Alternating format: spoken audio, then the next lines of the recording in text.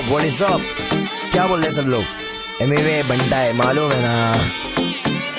मचाएंगे, जो नहीं नाचते उसको भी नचाएंगे। Let's do it.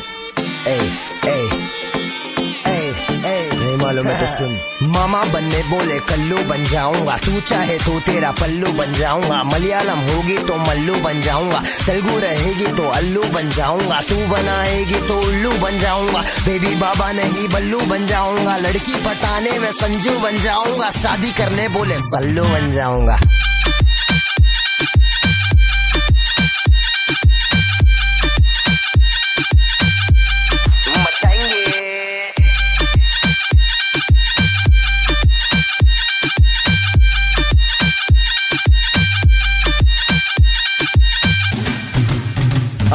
बहुत समय बाद लड़की पे गाना, गाड़ी और दारू नहीं दिखाना। सड़की तरीका है ये प्यार दिखाने का, जेब में ना कोड़ी फिर भी तेरे पे दीवाना। तू हाई फाई लेकिन मैं फोकड़ के वाईफाई पे बैठा हूँ, नाम तो बता। मैं डालूंगा डीएम फिर एम से पीएम, करे बात साथ साथ, खाली घर रात रात रात। बहुत हार्ड तू लटका के झटका के चलती है, भटका के ध्यान मेरा। तेरे इस चलने पे मैंने कुछ लिखा है, पब्लिक को दे दूंगा ज्ञान तेरा।